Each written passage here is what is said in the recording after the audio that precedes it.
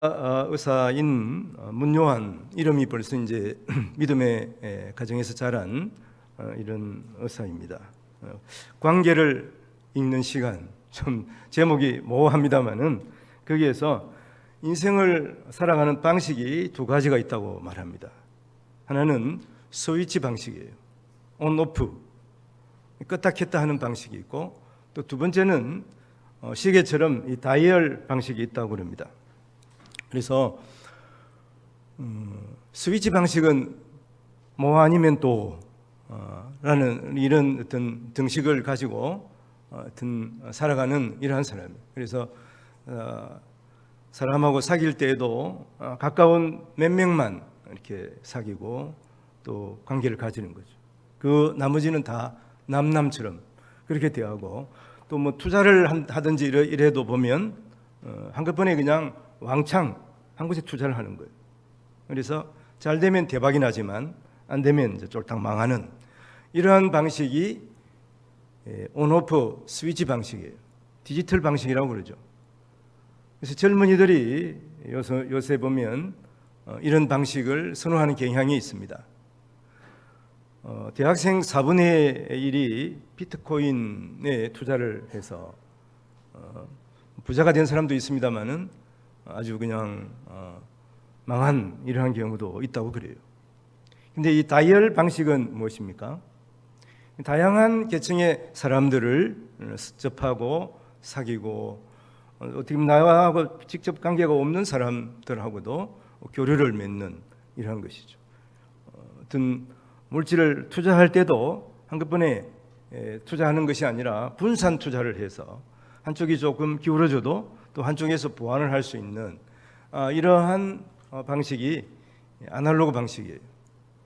옛날 사고를 가진 사람들을 아날로그 사고를 가졌다 그러는데, 우리의 삶은 사실은 이 디지털 온오프 방식보다는 이런 아날로그 방식이 더 유익하다 하는 것이죠. 그런데 우리의 믿음의 방식은 어떻게 해야 될까요? 우리 믿음은 하나님을 믿느냐 믿지 않느냐. 그런 의미에서 보면 우리의 믿음은 디지털 방식이라 이렇게 볼 수가 있습니다. 중간 지대가 없어요. 믿든지 아니 믿든지 우리가 두 가지 중에 한 가지를 택해야 되지 않겠습니까?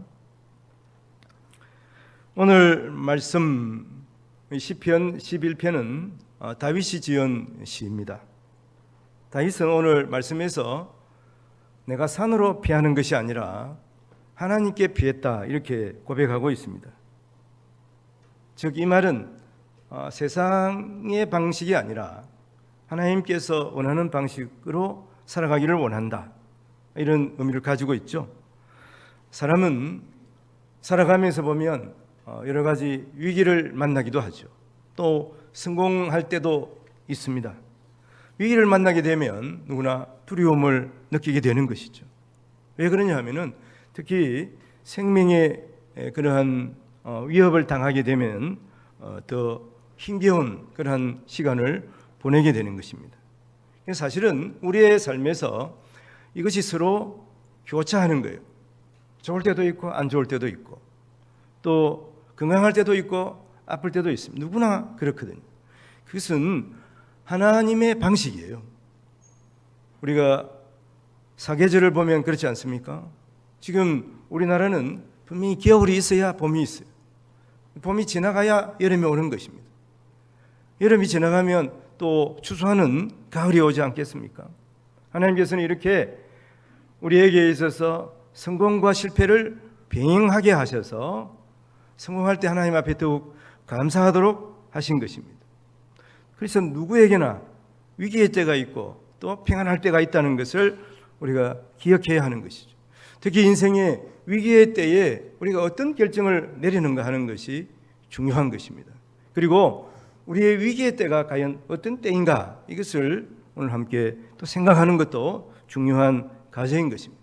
먼저 오늘 말씀에서 보면 하나님께 피해야 한다, 다윗은 이렇게 말하고 있죠. 오늘 11편 1절에 보니까 내가 여호와께 피하였거늘 너희가 내 영혼에게 새같이 네 산으로 도망하라 하면 어찌함인가 이렇게 다윗이 말하고 있습니다. 우리가 다윗은 너무나 잘 알고 있죠. 많은 시편을 저술했습니다. 그는 사실은 베들레헴의 양치는 목동이었어요. 이새의 아들, 그 아들 가운데 말째 아들이었습니다. 그 당시에 사실은 말째라 그러면은 말 그대로 거의 이 재산권을 행사할 수 없는 이제 그러한 처지에 있는 사람이에요. 그런데 어느 날 하나님의 사람 사무엘이 그에게 찾아왔습니다. 그래서 그에게 기름을 부어서 하나님께서 쓰시는 그러한 위대한 사람으로 세우시기를 원하셨죠. 그래서 그는 나중에 왕이 되지 않습니까? 그는 사무엘이 하나님의 이름으로 부은 그 기름 부음을 받고 나서 성령으로 충만했어요. 그리고 어느 날 이웃 나라인 블레셋이란 나라에서 엄청나게 큰 장군 골리앗을 앞세우고 쳐들어온 것이죠. 그래서 자기는 아직까지 어리기 때문에 자기의 형들이 그 전쟁터에 나갔습니다. 어느 날 아버지가 그를 불렀어요.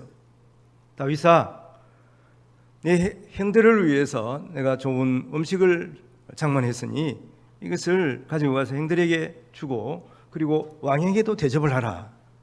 이런 말을 듣고 그는 보자기에 맛있는 음식을 싸가지고 전쟁터에 갔습니다. 근데 전쟁터에 가보니까 앞에 적의 대장인 골리앗이 키가 한 3m 정도 되는데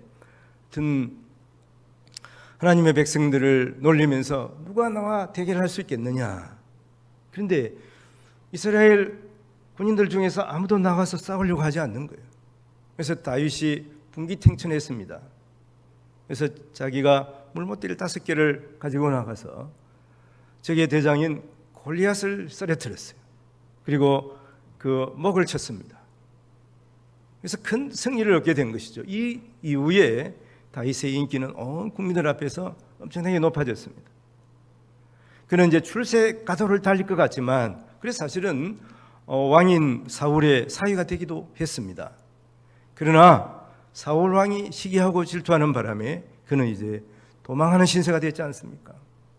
이렇게 다윗이 지금 사울 왕의 눈을 피해서 도망다니고 있는 그러한 상황에서 아마 많은 자기를 아끼는 사람들은 다윗에게 산 위로 피하라 이렇게 말한 것 같아요. 새처럼 네 산으로 피해라. 이런 말은 무엇이겠습니까? 살기 위해서 도망을 가든지 아니면 사울왕과 한판 벌려서 싸워서 이기든지 이것이 바로 사실은 네 산으로 피하라는 방식. 이 세상이 추구하는 이러한 방식이 아니겠습니까? 근데 다윗은 오늘 본문에서 보니까 나는 하나님께 피한다 그렇게 말씀하고 있지 않습니까? 하나님께 피한다는 의미를 이 다음 말씀에서 우리가 살펴보겠습니다만은 그것은 하나님께 피한다. 이것은 믿음으로 그 삶을 또 그가 행할 일들을 결정한다 하는 이런 의미를 가지고 있습니다. 산 위로 피한다 하는 것은 내 자신의 삶의 안전을 위해서 이렇게 피해서 도망가거나 아니면은 왕인 사울을 죽이거나 하는 둘 중에 하나가 아니겠습니까? 과연 다윗은 여기에서 어떤 길을 택해야 할까요? 다윗은 오늘 말씀에서도 나는 하나님께 피한다고 말씀하고 있어요. 우리가 사실은 살아가면서 보면 위기를 당할 때에 가까운 사람, 내게 가장 친한 사람들이 나에게 믿음으로 살아갈 것을 말하지만 어떤 때는 그 가까운 사람이 우리 자신의 안위를 위해서 산으로 피하라고 이렇게 충고하기도 한다 하는 것이죠. 그때 우리는 물론 가까운 사람의 충고를 듣고 이러한 말을 귀담아 들어야 할 필요가 있지만 중요한 것은 믿음으로 결정을 해야 한다는 것이죠. 분명히 하나님께서 우리의 마음 양심에 신앙 양심에 주시는 그러한 음성이 있다는 것이죠. 이것을 우선순위로 우리가 생각하면서 성경 말씀에 근거해서 결정을 내려야 하는 것입니다.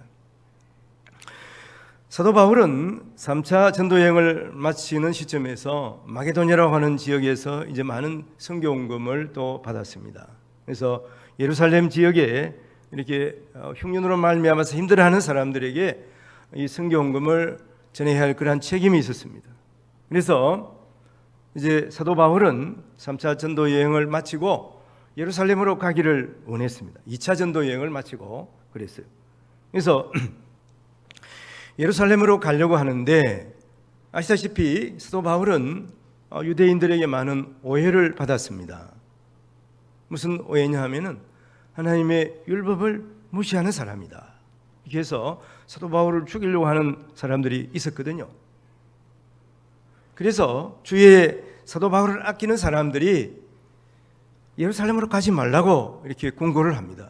어떤 사람은 자기의 몸에 막 띠를 매면서 가면 이렇게 꼭꼭 묶여서 죽을 수가 있다, 이렇게 경고까지 하는 거예요. 그 말이 틀린 말이 아니에요. 분명히 그렇게 될 것 같았습니다. 그러나 사도 바울은 어떤 결정을 내립니까? 예루살렘으로 가는 거예요. 위험을 무릅쓰고 갑니다. 그러면서 사도행전 20장 22절에서 24절 뒤쪽에 보면 어떤 말이 있습니까?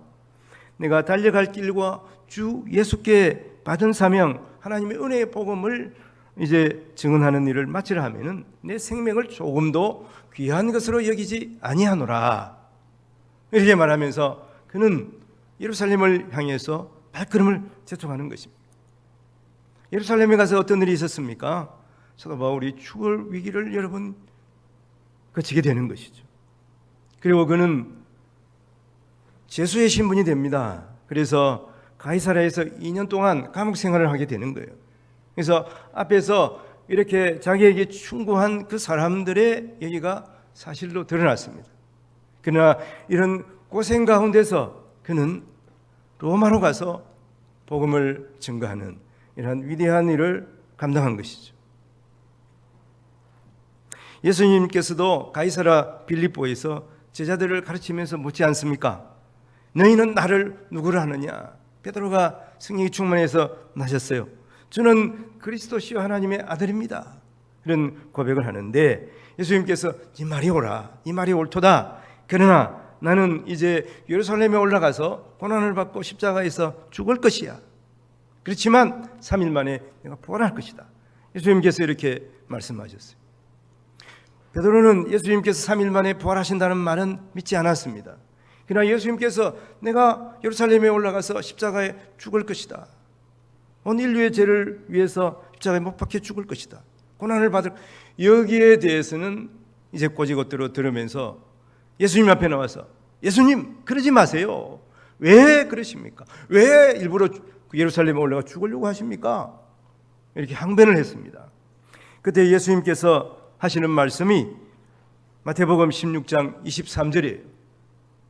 예수께서 돌이키시며 베드로에게 이르시되 사탄아, 니들은 물러가라. 너는 나를 넘어지게 하는 자로다. 네가 하나님의 일은 생각하지 아니하고 도리어 사람의 일을 생각하는도다. 예수님께서 인자하시지만 이때는 베드로에게 화를 내시지 않습니까? 그것은 예수님의 사역이 분명하시기 때문에 그래요.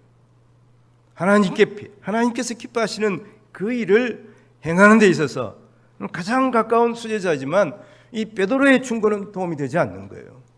어떻게 보면 이 베드로의 말은 이게 사탄의 말이에요. 베드로는 예수님을 생각한다고 한 말이지만 사실은 그것은 사탄이 속삭이는 말이었다는 거죠. 그래서 사탄아 물러가라. 예수님께서 그렇게 말씀하시고 예수님께서는 예루살렘을 향해서 나아가시지 않았습니까? 우리도 마찬가지입니다. 그런 때가 분명히 우리에게 오는 것이죠. 그런 때를 민감하게 깨달아야 하는 것이죠. 아, 이 길이 내가 좀 어떻게 보면 손해보는 길일 수가 있지만은 하나님께서 나를 인도하시는 길이다. 그러면 우리가 그 길을 달려가야 하는 것이죠. 나의 달려갈 길과 주 예수께 받은 사명, 이 사명을 완수하려 하는 데는 내 생명을 조금도 귀한 것으로 여기지 아니하노라. 이 사도 바울의 이런 결단이 우리에게 있어야 하는 것이죠. 이런 용기가 우리에게 있어야 하는 것입니다. 그러면 하나님께 피한다는 의미가 무엇일까? 하나님께서 기뻐하시는 일대로 행하는 것이지 않겠습니까? 오늘 7절 말씀에 그 말씀이 있어요. 7절 말씀에 보면 여호와는 의로우사 의로운 일을 좋아하시나니 정직한 자는 그의 얼굴을 배우리로다. 하나님께서는 의로운 일을 좋아하시는 거예요. 그러니까 하나님께서 기뻐하시는 일을 행하는 것이 바로 여호와께 피하는 것입니다. 하나님께 피하는 것이에요. 그러면 오늘 네 산으로 피한다. 산으로 피한다는 의미는 어떤 의미일까요? 하나님께서 기뻐하시는 일이 아니라 내가 좋아하는 일, 나에게 유익이 되는 그 길로 피하는 것을 말하는, 그 길을 행하는 것을 말하는 것입니다. 자기의 인간적인 생각으로 내 안전을 도모하는 것이 바로 네 산으로 피하는 것이죠. 새처럼 이렇게 피했다 이렇게 말하고 있습니다. 근데 이러한 일은 아주 분별력이 필요한 거예요. 아주 민감한 일이에요. 하나님께 피한다고 하면서 우리가 막무가내로 또 행해서는 안 되는 것이죠. 분별력이 필요하고 또 하나님께 피한다 하는 것은 또 주관적인 중요한 결정을 내려야 하는 것이죠. 이것은 어떻게 보면 세상 사람들이 생각하는 상식을 초월하는 경우가 많이 있습니다. 그렇지만 이것을 아주 민감하게, 아주 세심하게 우리가 그것을 잘 분별해야 하는 거예요. 다윗은 사울을 피해서 도망할 때가 많았습니다. 그러면 그런 것을 자기의 안위를 위해서 산으로 피했다고만 할 수가 있겠습니까? 그러니까 우리가 하나님께 피한다 그 의미를 잘 알아야 하는 것이죠. 다윗은 어떨 때는 비겁한 것처럼 보였어요. 그래서 도망할 데가 없으니까 자기가 오래전에 골리앗을 죽였잖아요. 그 골리앗 나라인 블레셋으로 피한 경우가 있어요. 그게 망명한 것처럼 보입니다. 사울 왕을 피해서 갈 데가 어디 있겠습니까? 그러니까 할 수 없이 적군에 피한 것처럼 보일 때가 있었다는, 실제로 그렇게 했어요. 그러면 다윗은 산으로 피한 것이냐? 우리가 임의로 이렇게 볼 수는 없는 것이다 하는 것이죠. 하나님이 인도하시는 길이 무엇인가 그것을 찾는 것이 중요한 것입니다. 성령의 인도함을 받고 행해야 하는 것이죠. 이것은 단적으로 볼 때 다윗이 그 골리앗과 대결할 때예요. 그런 어린 소년이었어요. 이길 수 없는 상황이었어요. 그러나 성령 하나님께서 그에게 용기를 주시니까 그가 골리앗 앞에 담대하게 설 수가 있었다고 하는 것이죠. 그리고 하나님께 피했다 하는 것은 또 다윗에게 어떤 중요한 그러한 결정을 내리게 하느냐 하면, 다윗이 사울 왕을 피해서 도망할 때 사울 왕을 죽일 기회가 있었습니다. 사울 왕을 죽이게 되면 자기가 왕이 될 확률이 많잖아요. 그래서 그가 엔게디 동굴 안에서 숨었는데 그 캄캄한 곳으로 사울이 들어왔어요. 혼자서. 하여튼 용변을 보려고 그랬는지 모르겠습니다만은 그럴 가능성이 많죠. 그러니까 뒤에서 그냥 단칼로 사울을 죽일 수가 있었습니다. 그러나 그는 그러지 않았어요. 하나님의 기름 부은 자를 내가 어떻게 치겠느냐. 그리고 그 후에 또 사울 왕이 다윗을 쫓다가 지쳐서 자고 있었는데, 물론 주위에 사울 왕의 군인들도 있었겠죠. 장군들도 있었겠습니다. 그러나 다윗의 날랜 용사 아비새라고 하는 용사가 있었는데, 그 용사가 가가지고 다윗과 함께 그 사울 왕이 자고 있는 곳에 가서 어떻게 했습니까? 아비새가 왕이여, 다윗에게 내가 단칼에 이 사울의 목을 빌 수가 있습니다. 허락하여 주십시오. 그래서 근데 다윗이 허락하지 않고 그 옆에 모서리에 이 사울의 옷만 이렇게 조금 찢어가지고 갔습니다. 왜 그랬겠습니까? 이게 일을 하나님께서 기뻐하시지 않는다고 그가 판단한 것이죠. 그러니까 그의 생각은, 그의 결정은 무엇입니까? 이 일을 하나님께서 기뻐하시는 일인가? 하나님께서 기뻐하지 않는 일인가? 자기의 안일이나 자기의 출세를 먼저 생각하는 것이 아니라 하나님께서 기뻐하시는 일이 무엇인가 이것을 생각한 것이, 이것이 하나님께 피하는 일이에요.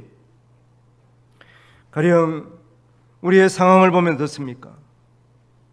아직까지 코로나 행국에 있습니다마는 그러나 하나님의 전을 사모하면서 그리스도교를 하고 이렇게 나와서 하나님 앞에 예배하는 것, 우리가 이것도 하나님께 피하는 거예요. 믿음의 결단을 내리는 일입니다.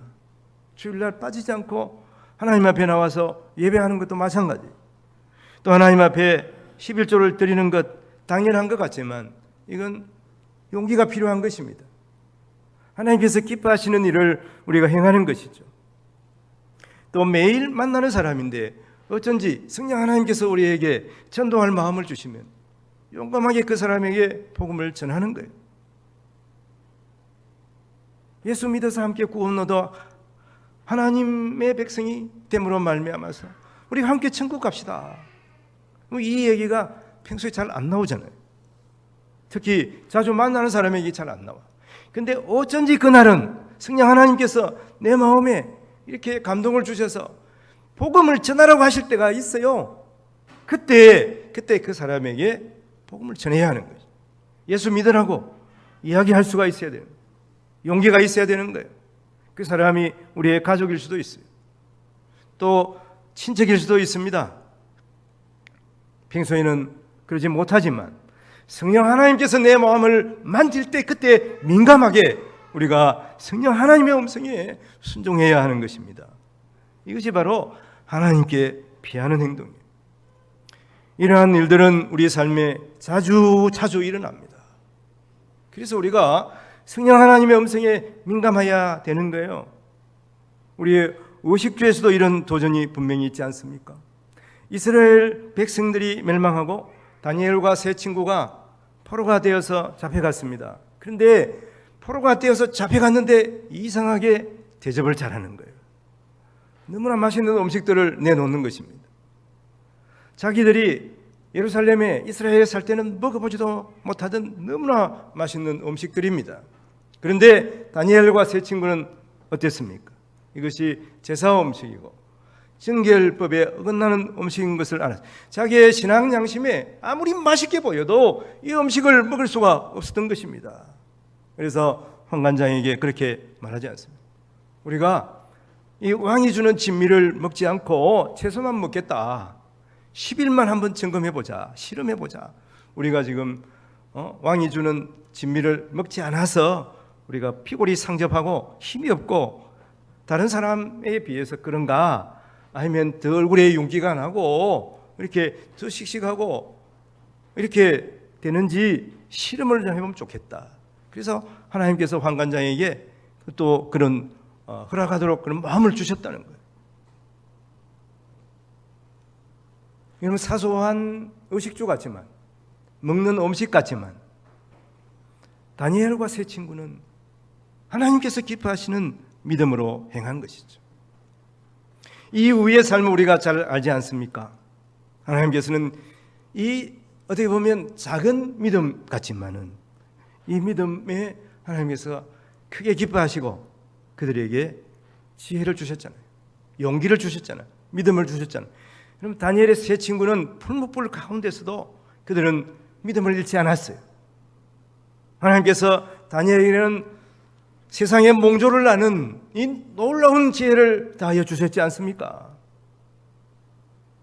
그래서 특히 하나님께서 다니엘에게 큰 믿음을 주셔서 사자굴 안에서도 그는 눈 하나 깜빡하지 아니하고 믿음이 흔들리지 않는 그런 믿음의 사람으로 다니엘을 키워주신 것이죠. 다니엘이 음식 먹는 게 뭐 대수냐 그러면서 이 바벨론 관리가 이 시키는 대로 그 왕의 제사 음식을 먹었다면은 어떻게 됐을까요? 한동안은 잘 나갔을 수도 있어요. 관리가 될 수도 있습니다만은 하나님이 주신 그 지혜를 하나님께서 그들에게 허락하지 않았을 거예요. 그러므로 말미암아서 우리는 믿음의 결단의 때에 그게 먹는 것처럼 단순한 것일지라도 우리는 믿음으로 생각하면서 결정을 내려야 하는 것입니다. 의식주를 해결하며 살아가는 연약한 인생에 찾아오는 이런 결단의 시기에 우리는 산으로 피하는 것이 아니라 하나님께 피해야 되는 것입니다. 먹는 것 하나, 또 소비하는 돈 한 푼, 혹은 자녀의 그러한 교육 문제, 또 회사에 출근하는 사람들은 회사에서 서류 하나를 검토할 때나 아니면 거래처를 방문해서 그 사람을 만나는 그 순간에도 분명한 것은 우리의 삶의 믿음의 도전들이 있다고 하는 것입니다. 그때에 산으로 피하는 것이 아니라 여호와께 피함으로 말미암아서 하나님께서 주신 복을 받고 또 믿음의 성장을 이루는 우리 성도들이 되시기를 바랍니다. 그럼 우리가 하나님께 어떻게 피할 수가 있는가 하는 것이죠. 11장 4절에 보면 여호와께서는 그의 성전에 계시고 여호와의 보좌는 하늘에 있으며 그의 눈이 인생을 통촉하시고 그의 안목이 그들을 감찰하시도다. 먼저 여호와는 성전에 계시고, 물론 이것을 말씀 그대로 이해하는 것보다도 하나님께서 우리 가운데 내재하고 계신다. 특히 우리가 교회에서 성전에서 다 함께 모여서 기도하는 것을, 예배하는 것을 하나님 기뻐하시는 거예요. 뭐 어디에서나 하나님이 계시니까 어디에서나 우리가 하나님 앞에 예배해도 되지. 그리고 다른 교회는 하나님이 안 계시나? 다른 교회 가서 어쩔 수 없이 내가 거기 가서 예배할 수도 있지 않나? 우리가 이렇게 생각할 수도 있어요. 저는 이제 그런 분을 한 번 만났어요. 우리 교회에 있다가 또 다른 교회로 가신 분인데, 다른 교회는 하나님이 안 계세요. 어디 교회나 가서 하나님 앞에 예배하면 되지. 그러나 하나님께서 정한 교회가 있는 거예요. 왜 하나님께서 이 교회를 섬기게 하셨겠습니까? 이 교회에서 할 일이 있기 때문에 그러신 거예요. 우리는 그래서 한 교회의 몸의 지체가 되는 거예요. 내 한 사람이 빠지면 다른 사람도 나오니까 뭔 지장이 있겠어. 그렇지만 여러분, 우리가 이 몸의 지체라고 그런다 그러면 어떤 사람은 뭐 손의 역할, 어떤 사람은 눈의 역할, 나름대로의 역할이 있잖아요. 그 한 역할이 빠지게 되는 거예요. 여러분, 내가 손의 역할을 하는데 손이 없다고 생각해 보십시오. 여러분, 다른 지체가 얼마나 불편하겠습니까? 내가 다리의 역할을 하는데 다리 역할을 못한다고 그러면 절름발이가 되지 않겠습니까? 그것이 사소한 역할일 수도 있어요. 우리 아이들은 어떻게 보면 작은 역할을 감당하는 그러한 상황이 있을 수도 있죠. 그러나 우리 몸에서 여러분, 손톱 하나만 아파도 몸 전체가 아픈 거예요. 우리 교회에 작은 지체 하나가 어렵고 힘들게 되면 그 역할을 감당하지 못할 때에 몸 전체가 힘이 드는 것입니다. 자기에게 맡긴 사명이 있습니다. 이 사명을 우리가 잘 감당해 나가야 하는 것이죠. 먼저 오늘 이렇게 그의 성전에 계시고의 의미를 우리가 생각하면서 어떻게 하든지 하나님께서 섬기라고 하는 교회에서 우리가 최선을 다해서 맡은 사명을 감당해야 하는 것이죠. 그리고 두 번째 보면 여호와의 보좌는 하늘에 있으며, 이것은 우리를 초월하신 하나님이세요. 그리고 그들을 감찰하시도다. 우리를 하나님께서 내려다보고 계십니다. 우리의 일거수일투족 하나님께서 모르시는 것이 없어요. 우리가 어디에 가나 하나님께서는 우리를 바라보고 계시죠. 하나님께서 우리가 다른 곳에 있을 때, 교회가 아닌 다른 곳에 있을 때, 어떻게 보면 교인이면서 또 술자리에 있을 때, 혼자서 TV 앞에 있을 때, 그때도 하나님이 우리를 바라보고 계신다. 감찰하고 계신다. 여기에 대해서 좀 부담을 가질 수가 있죠. 와, 계속 우리를 감시하는 거 아닌가? 하나님이 우리를 감시하는 건 맞습니다.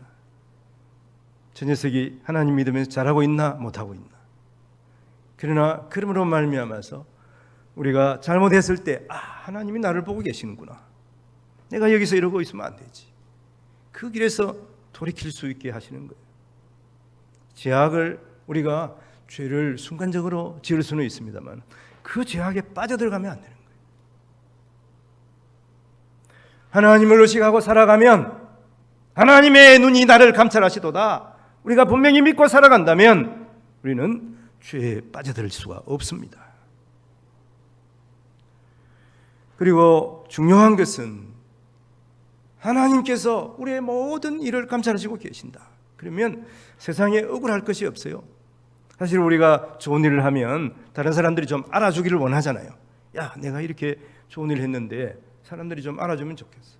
그런데 알아주지 않는 것, 그러면 억울하잖아요.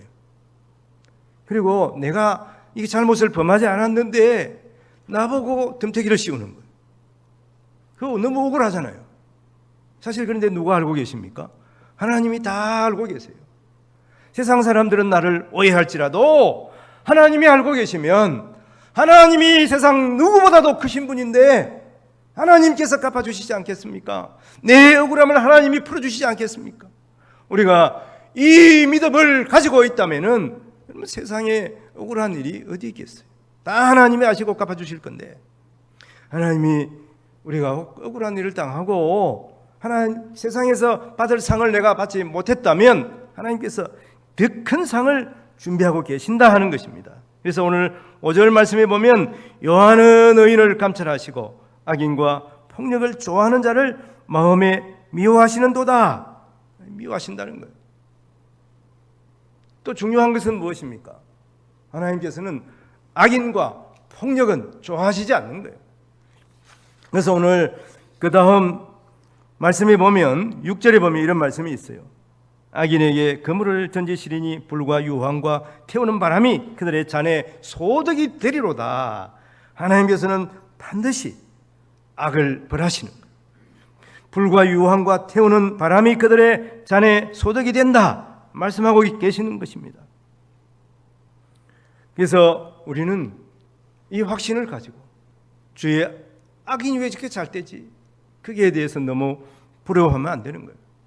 그리고 우리의 삶에서도 중요한 것은 무엇입니까? 내가 우리의 위기를 우리는 단순히 내 육신의 어떤 고통이나 우리의 삶의 실패로 생각하기 쉽습니다만은 가장 큰 위기는 우리가 평온할 때가 영적인 위기인 거예요. 다윗이 그렇지 않습니까? 다윗이 언제 범죄를 저질릅니까? 이제 자기가 왕이 되어가지고 나라가 굳건하게 되었어요. 자기 군인이 강한 군인이 되어서 멀리까지 가서 적을 무찌릅니다. 그때가 다윗에게 위기였습니다. 그래서 그가 지붕에 올라가서 보니까 다른 곳에 목욕하고 있는 그 여인을 자기의 침실에 들이지 않습니까? 그 사람이 바로 자기의 가장 어떻게 보면 신임하는 부하 우리아의 아내 바세바였어요. 하나님께서는 이것을 보고 계셨어요. 알고 계셨어요. 이때가 다윗의 가장 큰 위기였습니다. 하나님께서 보고 계신 것, 다윗은 그것을 놓쳤어요. 아무도 모르는 줄 알았습니다. 그러나 하나님이 알고 계시고 하나님께서 하나님의 선지자 나단을 통해서 다윗에게 분명하게 말하고 있는 것이죠. 이때 다윗은 무릎을 꿇고 회개했어요. 우리의 삶도 마찬가지입니다. 우리의 삶에 있어서 우리가 잘못할 때가 있습니다. 중요한 것은 그때 회개하느냐 하는 것이 중요한 거예요. 회개하지 않으면 하나님의 용서가 없습니다. 하나님의 용서가 없으면 결국 우리는 망할 수밖에 없는, 지옥 인생이 될 수밖에 없는 것입니다. 우리가 분명히 이것을 알아야 하는 것이죠. 우리의 삶에 있어서도 마찬가지예요. 우리의 가장 큰 위기는 육신의 위기, 어떻게 우리의 삶의 실패의 위기가 아니라 우리 영적인 위기가 되기 쉽다고 하는 것이죠. 그럼 우리 자신들을 점검해 보면서 우리가 위기의 때에 어려울 때에 영적인 위기를 당했을 그때를 잘 점검해 봐야 하는 것이죠. 성령 하나님에 민감하여서 성령 하나님께서 원하시는 것이 무엇인가, 이것을 잘 분별하여 하나님께 피하는 우리 성도들이 되어야 하겠습니다. 결론적으로 말씀을 드리면 인생 삶에는 공고할 때가 있습니다. 어려울 때가 분명히 있습니다. 그러나 평안할 때가 있습니다. 하나님이 이것을 병행하게 하셨습니다. 왜 그러냐면은 우리가 항상 편안하면 우리가 그것을 감사할 줄 모르는 거예요. 처음에는 감사할 것 같지만은 나중에는 우리의 삶이 안일해지고 우리의 영혼이 병들기가 쉽기 때문입니다. 그래서 하나님께서는 평안과 공감을 교차하게 하셔서 우리로 하여금 위기의 때에 어려울 때에 하나님을 찾게 하시고 그리고 하나님 앞에 감사토록 하시는 것입니다. 공고할 때만 위기가 아닙니다. 영적인 부분에서 보면 공고할 때보다 평안할 때가 더 큰 위기인 것을 우리가 직감하고 있어야 되는 것이죠. 우리 자신의 믿음을, 우리의 영적인 부분들을 우리는 매일매일 점검해 가야 하는 것이죠. 하나님 말씀으로 점검해 봐야 하는 것이죠. 성령 하나님 앞에 기도함으로 우리 자신들을 점검해 보면서 우리의 믿음이 묻어지지 않게 성령 하나님의 터치하심을 우리 마음에 계신 성령 하나님께 더욱 민감하게 행함으로 말미암아서 위기의 때에, 영적인 위기의 때에, 그때에 세상으로 피하는 것이 아니라 하나님께 피하는 우리 성도들이 되심으로 말미암아서 우리가 이 남은 삶을 통해서 더욱 하나님이 기뻐하시는 삶을 살아가시는 우리 성도님들이 되시기를 주님의 이름으로 축원을 드립니다. 기도하겠습니다. 하나님 아버지, 다윗은 위기의 때에 결단을 내리고 하나님께 피했습니다. 우리도 위기가 있습니다. 우리는 육신의 위기 또한 우리의 삶의 그러한 공고할 때만을 위기라고 생각합니다마는 그러나 가장 큰 위기는 우리가 평안할 때 찾아오기도 한다는 것을 우리가 분명히 인식하게 하셔서 하나님 앞에 예배하는 삶, 하나님 앞에 기도하며 성령 하나님께 더욱 민감하게 하시고 세상의 넓은 길을 따라가는 것이 아니라 하나님께서 기뻐하시는 일이면 그것이 좁은 길일지라도 믿음으로 행하게 하시고 찬양하며 나가게 하여 주시옵소서. 하나님께서 아시고 상을 주실 것입니다. 그리하여 믿음의 행보를 할 때 하나님께서 우리에게 씌워주시는 영광의 면류관 우리가 다 함께 받고 하나님 앞에 영광 돌리는 삶을 살아가도록 도와주시옵소서. 우리 구주 예수님 이름으로 감사하며 기도하옵나이다. 아멘. 우리